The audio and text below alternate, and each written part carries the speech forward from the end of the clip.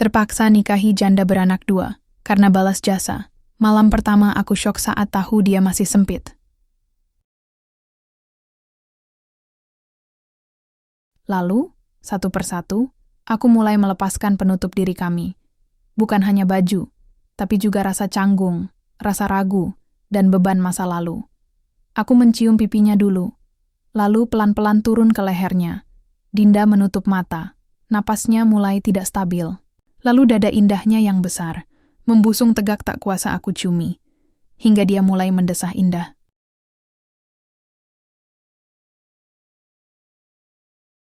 Namaku Arlan Bari Sadewo, usiaku 28 tahun. Aku tinggal di sebuah rumah sederhana di Desa Kaligede, Pekalongan, Jawa Tengah. Rumah itu warisan dari orang tuaku. Dindingnya sudah mulai retak-retak, gentengnya ada yang bolong, tapi masih cukup untuk meneduhkan kami dari terik matahari atau deras hujan. Ibuku, Bu Endang, sudah tua. Usianya 59 tahun, tapi punggungnya sudah membungkuk seperti pohon kelapa yang tertimpa angin ribut.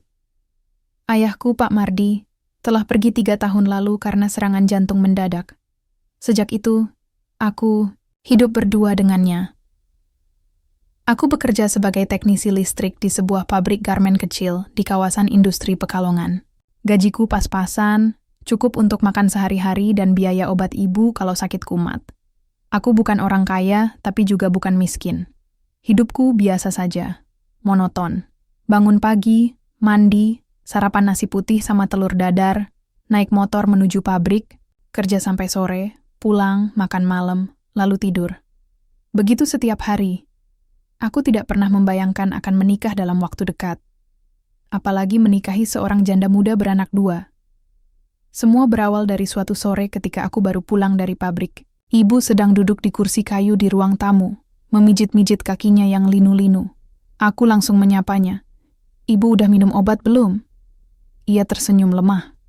Sudah nak, kamu makan dulu, nanti kita bicara. Aku mencuci tangan, lalu makan. Sepiring nasi goreng yang sudah ia siapkan. Setelah selesai, aku kembali ke ruang tamu. Ibu menatapku dengan pandangan serius. Lan, ibu mau ngomong sesuatu penting. Aku meneguk air mineral. Iya bu, ada apa? Ia tarik napas panjang. Kamu harus nikahi Dinda Putri.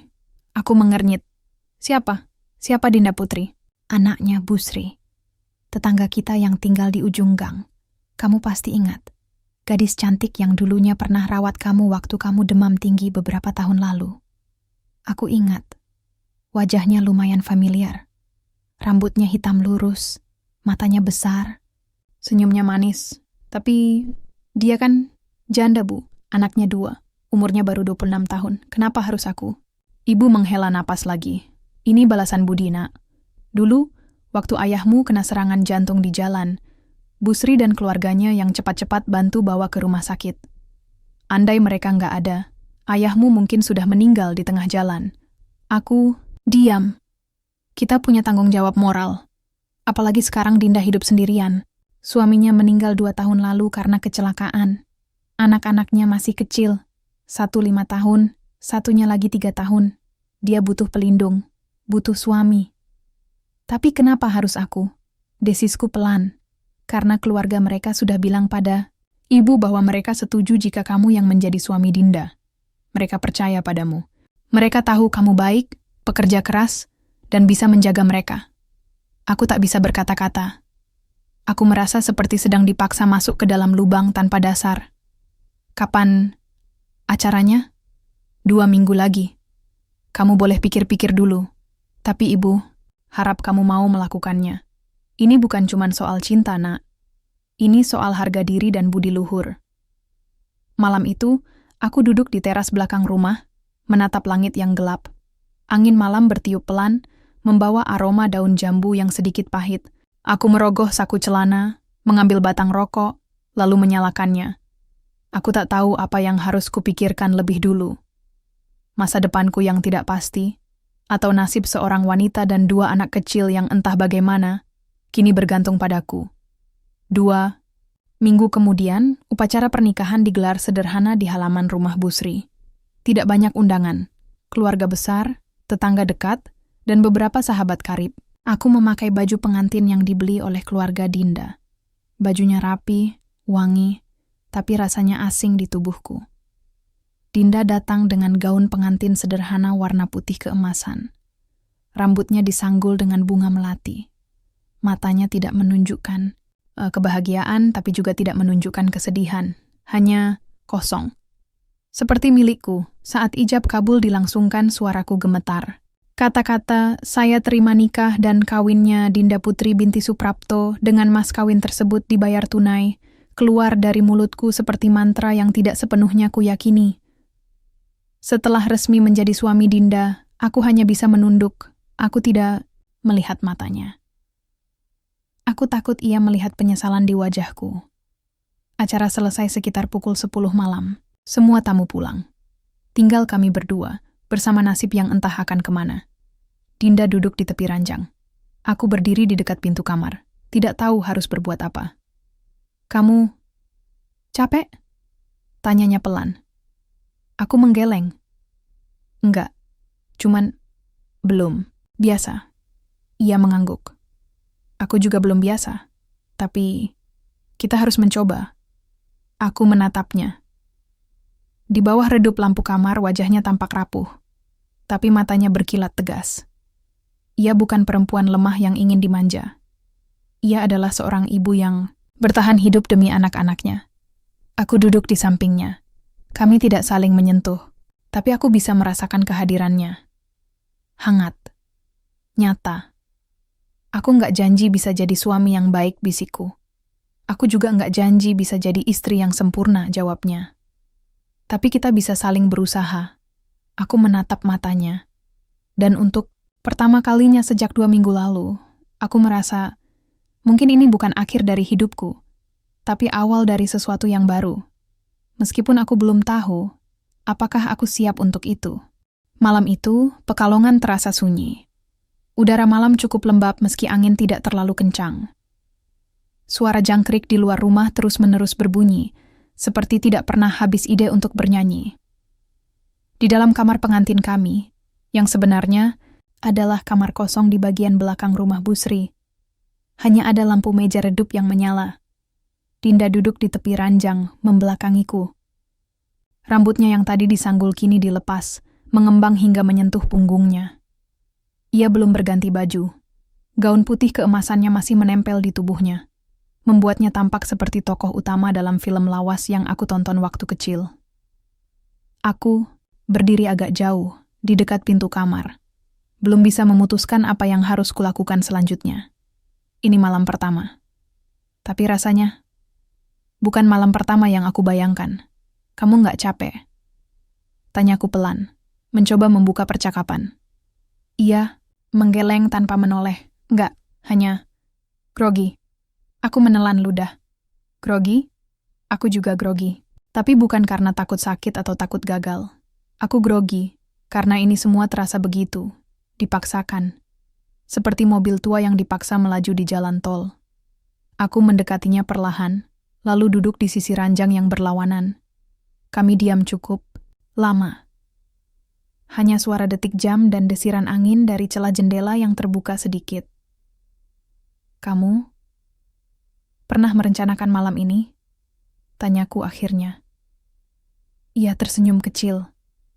Aku pikir, mungkin akan jadi lebih mudah kalau kita langsung tidur. Tapi, sepertinya kamu juga nggak yakin. Aku tertawa ringan.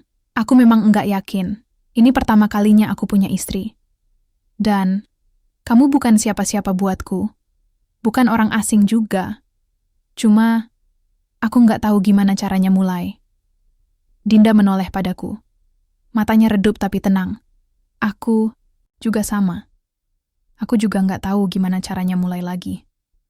Setelah Andra pergi, aku menunduk. Nama itu terasa menusuk, meskipun ia ucapkan dengan suara pelan. Andra, mantan suaminya. Laki-laki yang meninggal 2 tahun lalu karena kecelakaan truk di tol Semarang. Dinda tidak pernah banyak bicara tentang dia. Tapi setiap kali nama itu disebut, entah kenapa, aku merasa seperti ada yang hilang di antara kami. Aku nggak akan membanding-bandingkan kamu dengannya, kataku pelan. Aku juga nggak mau kamu bandingin aku dengan dia. Dinda mengangguk. Aku nggak akan lakukan itu. Kita beda. Kamu bukan pengganti. Kamu suamiku sekarang. Aku menatap matanya. Tidak, ada dusta di dalamnya. Hanya kelelahan, keraguan, dan semacam harapan kecil yang masih bertahan. Perlahan aku maju sedikit. Tanganku menyentuh ujung rambutnya. Hangat, lembut. Kalau kamu nggak nyaman, kita bisa berhenti kapan saja. Ia mengangguk lagi. Aku percaya kamu. Lalu, satu persatu, aku mulai melepaskan penutup diri kami. Bukan hanya baju, tapi juga rasa canggung, rasa ragu, dan beban masa lalu. Aku mencium pipinya dulu, lalu pelan-pelan turun ke lehernya. Dinda menutup mata. Napasnya mulai tidak stabil. Aku bisa merasakan tubuhnya gemetar. Bukan karena dingin, tapi karena gugup. Atau mungkin karena ia juga sedang mencoba membangun sesuatu bersamaku. Saat aku mulai masuk ke dalam dirinya, aku terkejut. Kenapa? Kok sempit sekali kayak perawan? Dinda tersenyum kecil.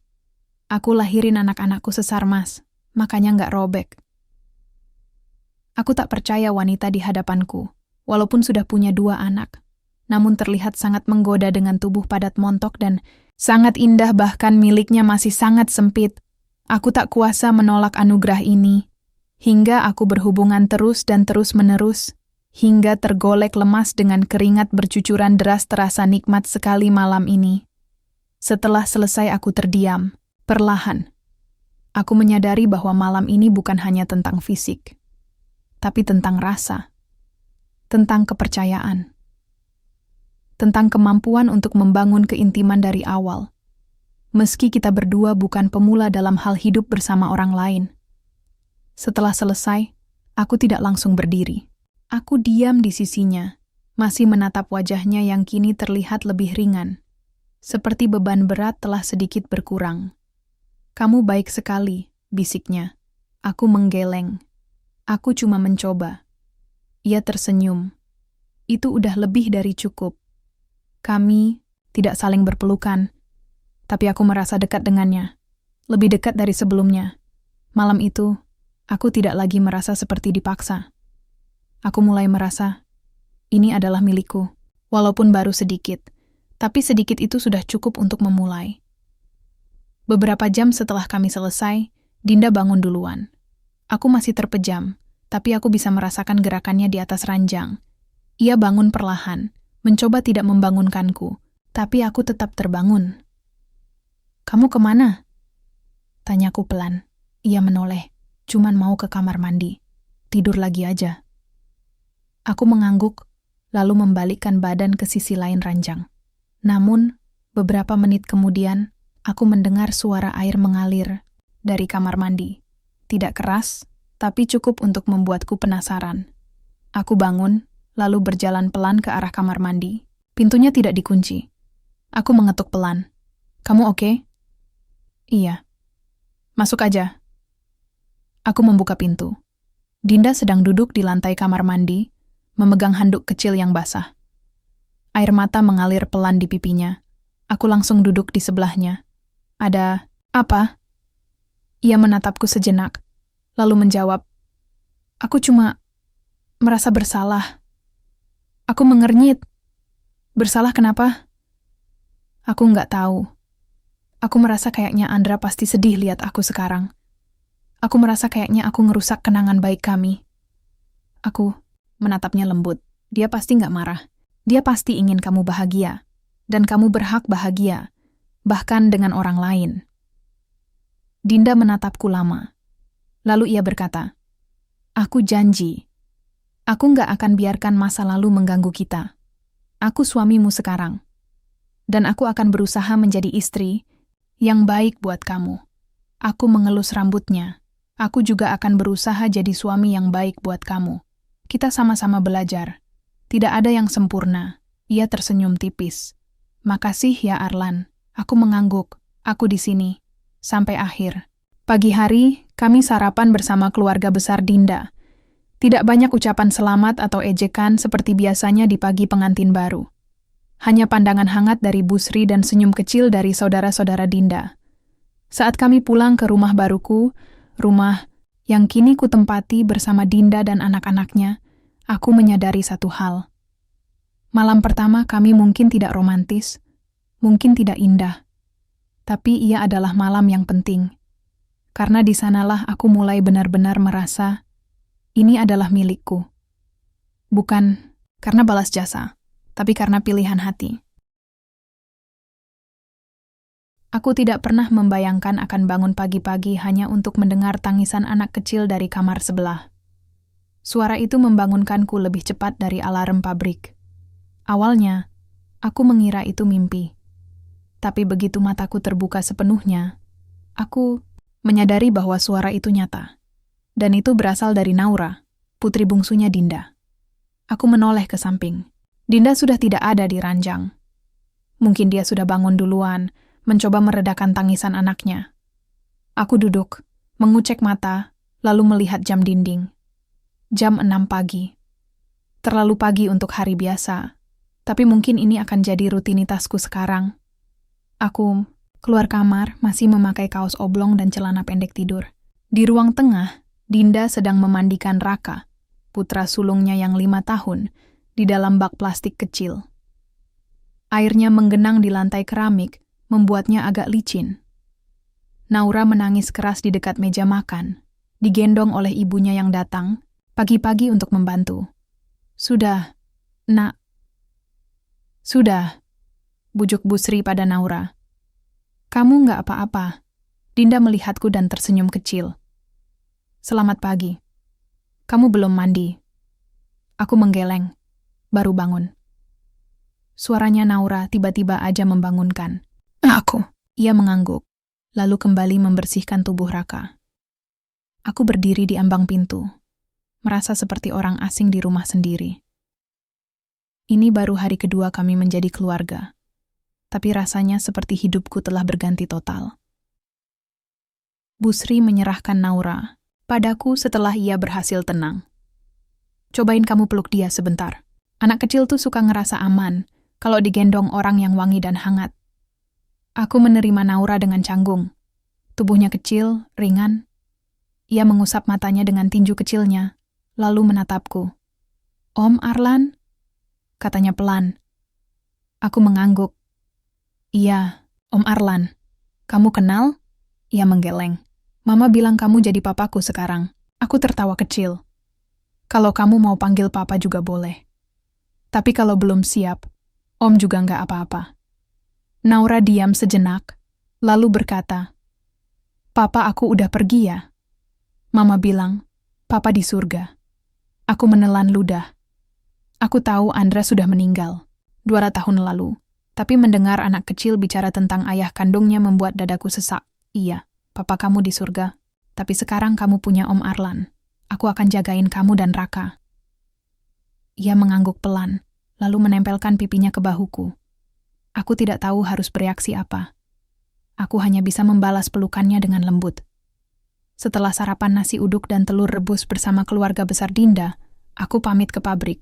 Dinda memberiku bekal roti isi selai dan teh manis dalam botol plastik. "Jaga diri baik-baik ya," katanya saat aku naik motor. Aku mengangguk. "Kamu juga. Kalau butuh apa-apa, telepon aku langsung." Ia tersenyum. Aku nggak akan ragu. Perjalanan ke pabrik cukup lancar. Namun di dalam pikiranku, bayangan wajah Naura dan Raka masih menggema. Mereka bukan anakku secara darah, tapi entah kenapa, mereka mulai mengisi ruang kosong di hatiku. Hari-hari berikutnya terasa semakin berat. Raka tidak mudah menerimaku. Ia sering melawan saat aku mencoba membantunya makan atau menyuruhnya tidur. Bahkan kadang-kadang ia berkata, "Om Arlan bukan papa aku." Dan setiap kali ia mengatakan itu, aku merasa seperti dipukul perlahan dari belakang. Suatu sore, saat Dinda sedang pergi ke pasar, aku sedang memandikan Raka di kamar mandi. Naura menunggu di luar, sambil main boneka kelinci kesayangannya. Aku sedang mengeringkan badan Raka dengan handuk ketika tiba-tiba ia bertanya, "Om Arlan sayang sama Mama." Aku terdiam. Kenapa kamu tanya gitu? Soalnya, Papa dulu juga bilang sayang sama Mama. Tapi dia malah pergi. Aku menatap matanya. Matanya tajam, tapi penuh keraguan. Seperti ingin percaya, tapi takut kecewa lagi. Aku belum tahu apakah aku sayang sama Mama. Tapi aku janji, aku nggak akan pergi. Aku akan tetap di sini, sampai kamu dan Naura besar nanti. Raka diam sejenak. Lalu ia berkata, kalau Om Arlan janji, aku percaya. Aku menepuk rambut basahnya. Makasih ya, Kak. Beberapa hari kemudian, saat hujan deras turun menjelang malam, listrik di komplek kami padam. Rumah gelap gulita. Naura menangis karena takut. Raka juga gelisah. Aku langsung mengambil lilin cadangan dan menyalakannya. Cahaya redupnya mengisi ruang tamu. Aku duduk di lantai, menyelimuti mereka berdua, lalu mulai bercerita. Cerita tentang teknisi listrik yang bisa memperbaiki dunia hanya dengan satu kabel. Aku tambah-tambahi efek suara dan ekspresi wajah agar mereka tertawa. Lama-lama, tangisan Naura berhenti. Raka mulai tertawa kecil. Aku merasa senang. Dinda pulang beberapa menit kemudian. Ia melihat kami bertiga sedang tertawa riang di bawah sorotan lilin. Ia tersenyum. Kamu hebat, Om Arlan. Bisiknya saat aku berdiri menyambutnya. Aku menggeleng. Aku cuma mencoba. Tapi, rasanya lumayan enak. Bisa bikin mereka tertawa. Ia menatapku lama. Kamu mulai suka sama mereka ya? Aku diam sejenak, lalu mengangguk pelan.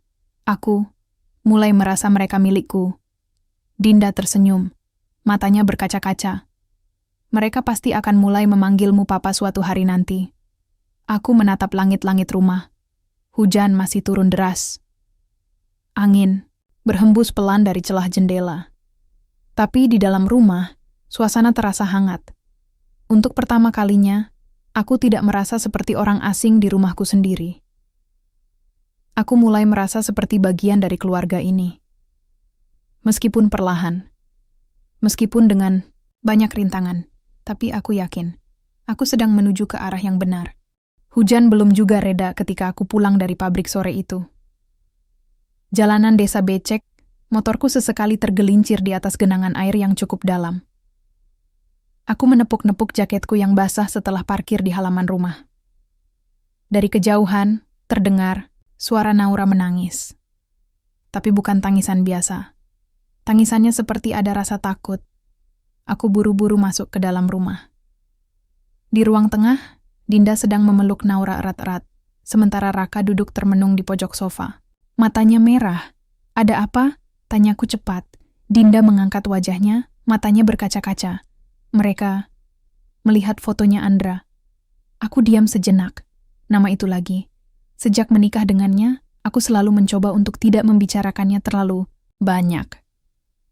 Tapi ternyata, masa lalu Andra masih punya kuasa tersendiri di hati anak-anaknya. Kapan? Tadi pagi. Aku baru aja ambil baju dari lemari. Terus Naura lihat foto yang terselip di antara baju itu. Dia langsung nangis. Raka juga jadi murung. Aku mendekati Raka, lalu duduk di sebelahnya. Kamu kenapa, Kak? Kamu sedih? Ia menggeleng pelan. Enggak. Cuma, aku kangen Papa. Aku menelan ludah. Ada rasa pahit di kerongkonganku. Bukan karena cemburu, tapi karena aku tahu aku tidak bisa menjadi sosok itu bagi mereka. Aku hanya bisa mencoba menggantikan posisi yang kosong. Kamu boleh kangen sama papa kamu. Itu wajar. Papa kamu orang baik ya? Raka mengangguk. Iya, dia sering ajak aku mancing. Dia bilang aku cowok hebat. Aku tersenyum tipis. Kamu memang hebat. Dan aku akan selalu ada buat kamu. Aku nggak akan pergi. Ia menatapku lama. Lalu, pelan-pelan, ia menyandarkan kepalanya ke bahuku. Beberapa hari setelah kejadian itu, aku mulai penasaran. Aku tidak ingin terlihat posesif atau cemburu, tapi aku merasa harus tahu lebih banyak tentang Andra. Siapa dia? Bagaimana hubungannya? Dengan Dinda, bagaimana ia meninggal? Aku tahu Dinda tidak suka membahas masa lalunya. Tapi aku juga sadar bahwa masa lalu itu adalah bagian dari hidupnya. Dan jika aku ingin benar-benar menjadi suami yang baik, aku harus mengenal semuanya, baik yang indah maupun yang menyakitkan. Suatu malam, saat Dinda sudah tertidur lelap, aku mencoba melihat isi laci meja riasnya. Bukan maksud mengintip, tapi aku ingin menemukan foto Andra sendiri. Ingin melihat wajah pria yang sempat menjadi pusat dunia Dinda dan dua anaknya. Di dalam laci, aku menemukan beberapa foto lama. Salah satunya adalah foto Andra bersama Dinda dan kedua anaknya. Ia tersenyum lebar, dengan Raka di pangkuannya dan Naura di gendongan Dinda. Suasana tampak ceria. Mereka terlihat seperti keluarga kecil yang sempurna. Aku memperhatikan wajah Andra. Ia tampan, berpostur tinggi besar, dengan senyum yang membuat siapa saja merasa nyaman.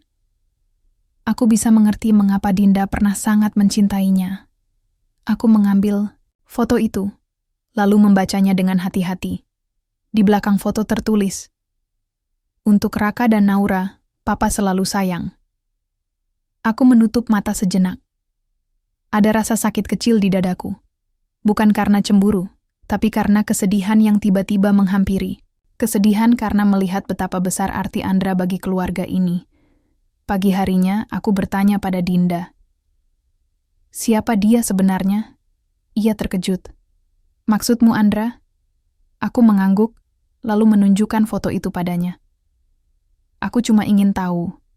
Aku nggak akan marah atau cemburu. Aku hanya ingin mengenal bagian dari hidupmu yang mungkin nggak bisa aku hapus." Dinda menatap foto itu lama. Lalu ia menghela napas. "Andra sopir truk.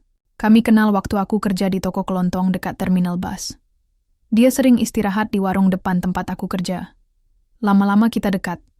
Setelah menikah kami pindah ke Semarang. Dia rajin kerja. Baik, penyayang anak. Tapi ia berhenti. Sejenak.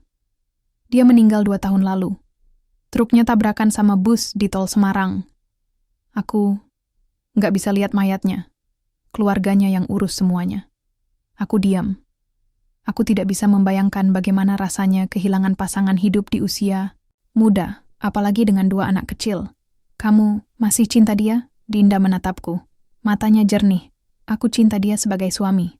Tapi sekarang, kamu adalah suamiku." Aku menunduk. Aku tahu jawaban itu bukan jawaban yang pasti, tapi aku menerimanya. Karena aku tahu, cinta tidak selalu hilang begitu saja. Tapi cinta juga bisa tumbuh kembali di tempat yang baru, dengan orang yang baru. Beberapa minggu kemudian, saat hujan sudah mulai jarang turun dan udara Pekalongan terasa lebih hangat, aku mulai membangun rutinitas baru. Bangun pagi, mandikan anak-anak, antar mereka ke TK, sebelum berangkat kerja, pulang sore, main bola kecil dengan Raka, lalu temani Naura tidur. Setiap kali melihat senyum mereka, aku merasa, mungkin inilah tujuan hidupku sekarang. Bukan hanya menjadi suami Dinda, tapi juga menjadi ayah bagi Raka dan Naura. Meskipun aku tahu, bayangan Andra masih ada di hati mereka. Dan mungkin juga di hati Dinda. Tapi aku tidak takut akan itu. Aku percaya, dengan waktu dan usaha, aku bisa membuktikan bahwa aku pantas berada di sini. Bukan sebagai pengganti, tapi sebagai bagian dari keluarga ini. Aku tidak pernah membayangkan akan ada hari di mana aku rela bolos kerja, hanya untuk menemani Naura ke puskesmas karena demam tinggi. Tapi itulah yang terjadi pagi itu. Udara Pekalongan masih dingin, burung-burung berkicau pelan di atas genteng. Rumah, tapi Naura sudah membangunkanku dengan suara napasnya yang tersengal-sengal. "Om Arlan, sakit," katanya sambil mengusap wajahku dengan tangan kecilnya yang hangat. Aku langsung bangun, menyentuh dahinya. Panas, sangat panas. Aku bergegas bangunkan Dinda. "Naura panas banget, aku antar ke puskesmas." Dinda mengangguk cepat. "Iya, kamu aja yang antar. Aku nggak bisa tinggalin Raka sendirian." Aku cepat-cepat ganti baju, lalu membawa Naura naik motor. Ia duduk di boncengan, dipasangi helm kecil warna biru, lengkap dengan jaket tebal. Meskipun cuaca tidak hujan, Jalanan masih basah karena semalam turun gerimis. Sesampainya di puskesmas, dokter memberikan resep obat penurun panas dan menyuntikkan cairan anti demam.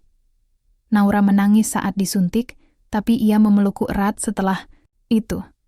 "Nggak apa-apa, Kak. Om Arlan di sini," bisikku sambil mengusap rambutnya. Setelah selesai, aku membelikannya es krim sebagai hadiah keberanian. Ia tertawa kecil meski matanya masih berkaca-kaca. Saat pulang, Dinda menyambut kami dengan tatapan khawatir. Sudah turun panasnya, aku mengangguk. Sudah. Tapi dia harus minum obat 3 kali sehari. Dokter bilang kalau besok belum turun, juga kita harus ke rumah sakit. Dinda menghela napas lega. "Makasih, Yalan. Kamu baik sekali sama dia." Aku tersenyum tipis. Dia anakku juga sekarang. Aku nggak bisa biarkan dia sakit begitu saja. Beberapa hari setelah itu, Raka jatuh dari sepeda saat sedang bermain di depan rumah. Kakinya lecet cukup dalam, bahkan sampai keluar darah. Ia menangis keras, tapi mencoba bertahan agar tidak terlihat lemah. Aku langsung membawanya ke kamar, membersihkan lukanya dengan alkohol dan kapas, lalu menempelkan plester di atasnya. "Kamu hebat, Kak. Anak kecil lain pasti udah nangis lebih." "Keras lagi," pujiku sambil menepuk bahunya. Raka mengusap air matanya. "Aku cuma takut sakit. Papa dulu juga pernah bilang gitu pas aku jatuh." Aku diam sejenak. Mendengar kata papa membuat dadaku sesak lagi. Tapi kali ini bukan karena cemburu atau iri. Hanya karena aku tahu, bagaimanapun juga, Andra adalah bagian dari hidup mereka. Dan itu tidak akan hilang begitu saja. "Papa kamu pasti bangga lihat kamu sekarang. Lihat, kamu kuat, kamu pemberani. Aku yakin dia senyum di surga melihat kamu." Raka menatapku, lalu tersenyum kecil. "Benar? Kamu nggak bohong?" Aku menggeleng. "Nggak, aku nggak akan bohong sama kamu." Seminggu setelah kejadian itu, Dinda mengajakku bicara serius malam hari. Kami duduk di teras belakang rumah, menikmati angin malam yang sepoi-sepoi.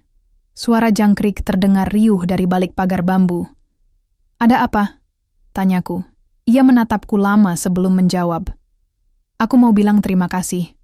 Bukan cuma karena kamu jagain Naura dan Raka, tapi karena kamu mulai peduli sama mereka." Aku menunduk. Aku juga baru sadar beberapa hari ini. Aku mulai sayang sama mereka. Mereka bukan cuma anak orang lain. Mereka milikku juga. Dinda tersenyum. Matanya berkaca-kaca. Aku senang dengarnya. "Aku senang kamu bisa merasakan itu. Aku tahu, awalnya kamu nggak siap. Tapi sekarang, kamu mulai punya tempat di hati mereka." Aku menatap matanya. "Dan kamu?" Aku juga mulai merasa, kamu punya tempat di hatiku. Ia tertawa kecil. Aku juga. Aku merasa, kita sedang menuju sesuatu yang benar. Aku mengangguk. Aku percaya itu. Beberapa minggu kemudian, tepat di hari ulang tahun pertama pernikahan, aku memutuskan untuk melakukan sesuatu yang spesial. Aku membeli kue kecil dan 2 buah mainan untuk Raka dan Naura. Sebuah mobil remote control untuk Raka dan boneka kelinci lucu untuk Naura. Saat malam tiba, kami duduk berempat di ruang tengah. Lilin di atas kue menyala redup. Raka dan Naura meniupnya bersama-sama, lalu tertawa riang. "Ini hadiah dari Om Arlan," kata Dinda sambil memberikan kado itu kepada mereka. Raka langsung membuka hadiahnya dan tersenyum lebar. "Wah, keren. Terima kasih Om Arlan." Naura memeluk boneka kelincinya erat-erat. "Aku sayang sama Om Arlan." Aku menatap mereka berdua. Hatiku terasa hangat. Ada rasa haru yang sulit dijelaskan. Aku juga sayang sama kalian. Sampai besar nanti, aku akan selalu ada buat kalian. Dinda menatapku dengan senyuman yang tulus. Di matanya, aku bisa melihat kebahagiaan kecil yang tumbuh perlahan-lahan. Aku tidak tahu apakah semua ini akan mudah. Tapi aku tahu satu hal. Aku sedang menjadi ayah. Dan aku sedang menjadi suami. Dan untuk pertama kalinya, aku merasa bahwa semua ini adalah milikku. Bukan karena balas jasa, tapi karena pilihan hati. Malam itu, Hujan turun deras. Suara tetesan air di atap membuatku tidak bisa tidur. Di sebelahku, Dinda sudah tertidur lelap. Napasnya teratur, wajahnya tenang. Seolah-olah semua beban dunia sudah ia letakkan untuk sementara. Aku duduk di tepi, ranjang, menatap langit-langit kamar yang mulai mengelupas. Udara dingin menyusup masuk dari celah jendela. Aku merogoh saku celana yang tadi dipakai siang hari, mencari rokok. Namun yang kutemukan bukan bungkusan rokok, melainkan sebuah foto kecil yang terselip di dalam dompetku. Foto itu, foto Dinda dan Andra. Aku tidak tahu kenapa foto itu masih ada di dompetku. Mungkin karena aku pernah membutuhkannya saat harus mengurus administrasi keluarga di kantor desa minggu lalu. Tapi sekarang, foto itu seperti menatapku, menantangku, mengingatkanku pada pria yang dulu pernah menjadi pusat dunia Dinda. Andra tersenyum lebar di foto itu. Ia memakai jaket kulit biru gelap, rambutnya agak berantakan, tapi matanya bersinar. Di sisinya, Dinda tampak cantik dengan senyum simpul, dan rambutnya yang sedikit berkibar ditiup angin. Mereka berdiri di depan mobil tua yang sepertinya sering mereka gunakan untuk perjalanan panjang. Aku menarik napas panjang, lalu membuka aplikasi pesan di ponselku. Ada beberapa chat lama dari Dinda yang belum sempat aku baca ulang. Salah satunya dari beberapa bulan lalu. Aku baru mimpi buruk tentang Andra. Mimpi waktu dia nyelamatin aku dari kecelakaan. Aku menutup mata sejenak. Aku ingat percakapan kami malam itu. Dinda menangis di kamar mandi, memandangi foto Andra, dan berkata bahwa ia masih sayang padanya. Sayang, bukan cinta yang hidup, tapi kenangan yang tak bisa dilupakan. Beberapa hari setelah itu, aku pulang lebih awal dari pabrik karena listrik padam di seluruh area produksi. Cuaca mendung, jalanan basah. Aku berjalan pelan menuju rumah, melihat anak-anak bermain di halaman sekolah dasar yang kosong. Saat sampai di rumah, suasana terasa aneh, sepi. Biasanya Naura akan langsung menyambutku dengan cerita lucu, atau Raka akan menunjukkan mainannya yang baru. Tapi kali ini, tidak ada suara sama sekali. Aku masuk ke kamar.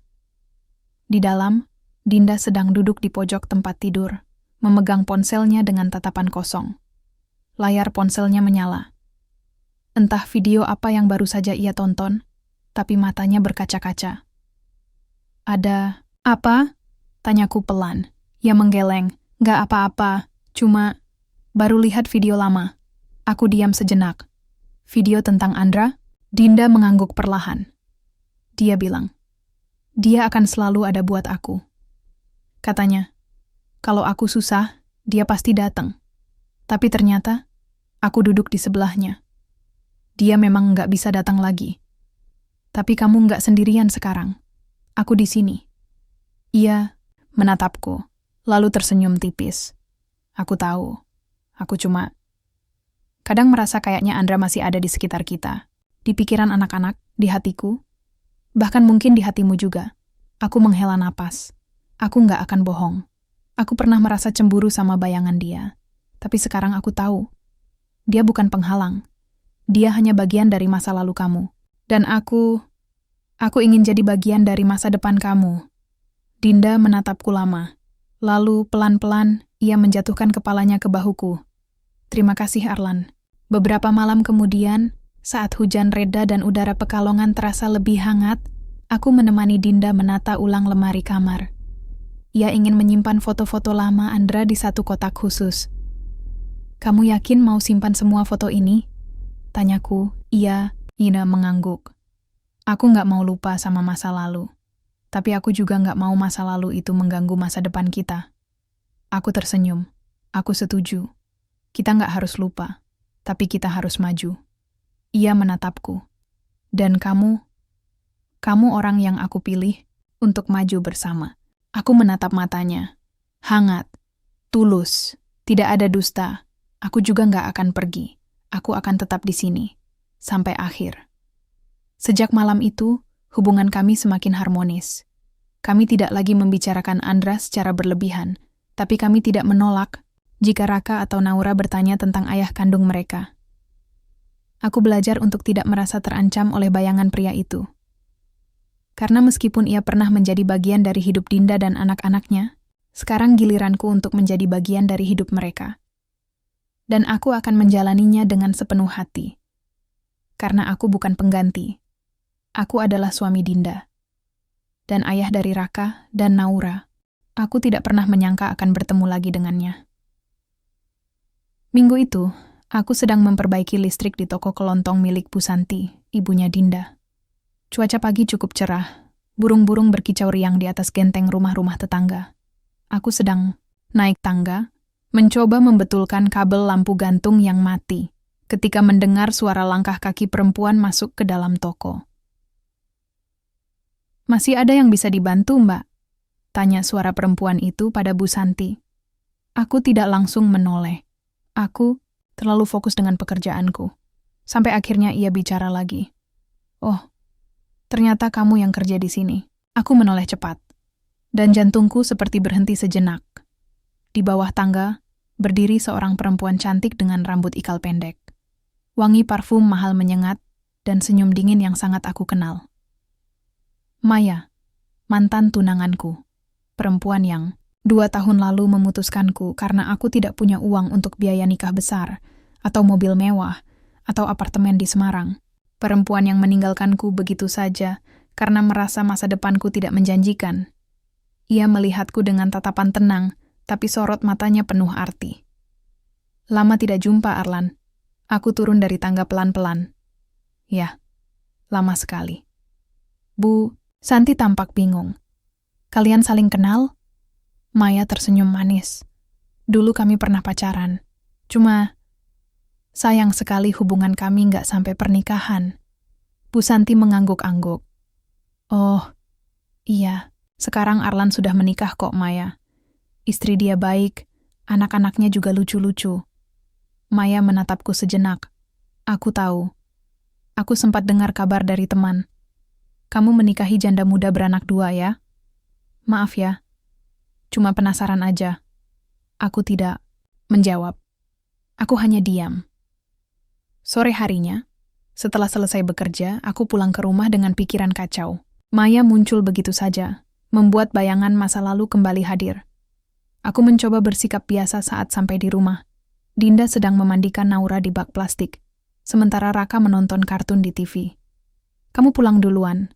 tanya Dinda. Aku mengangguk.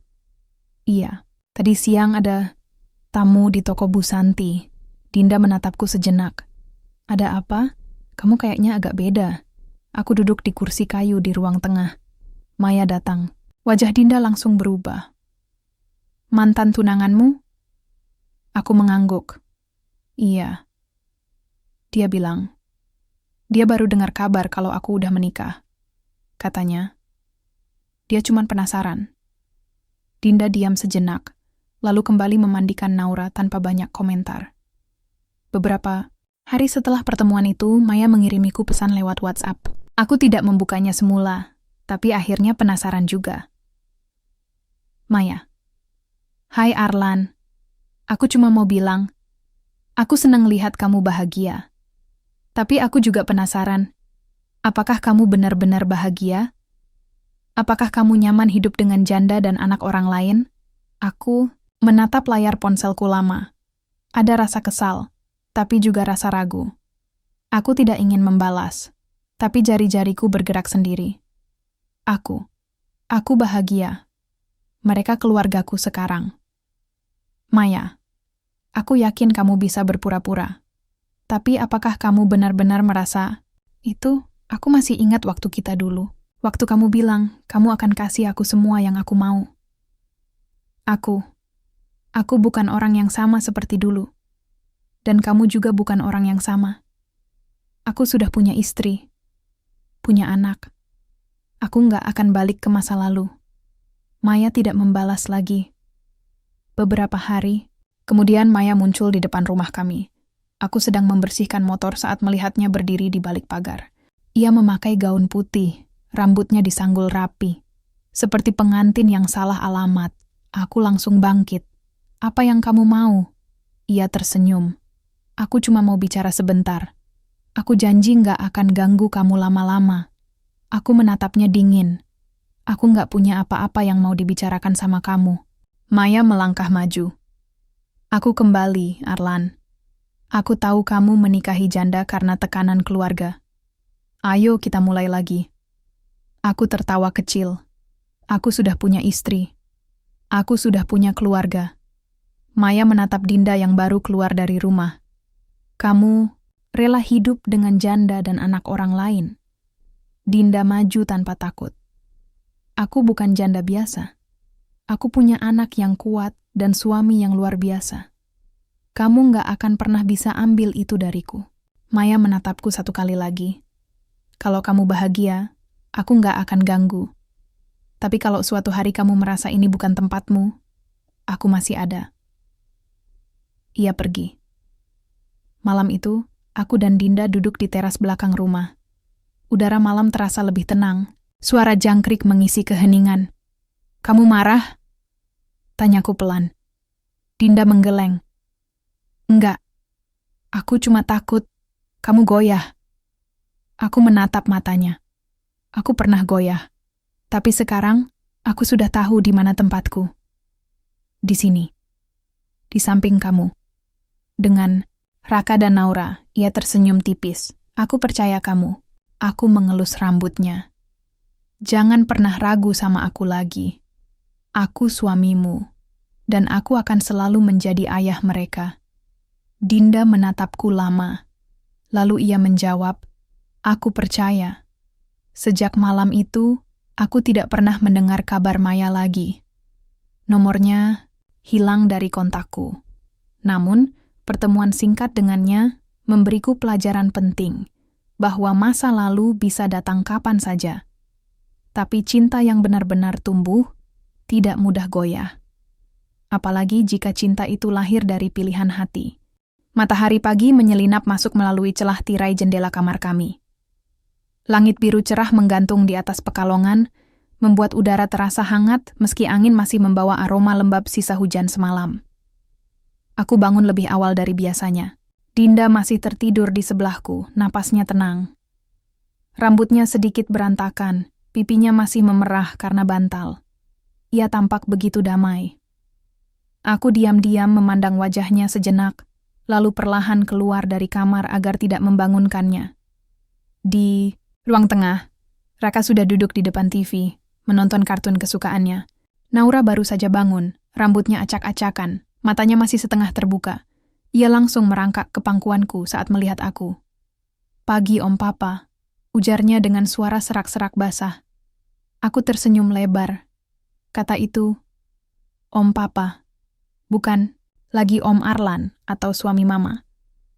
Tapi Om Papa. Itu artinya ia mulai menerimaku bukan hanya sebagai suami mamanya, tapi juga sebagai ayahnya. Kamu mau sarapan apa hari ini?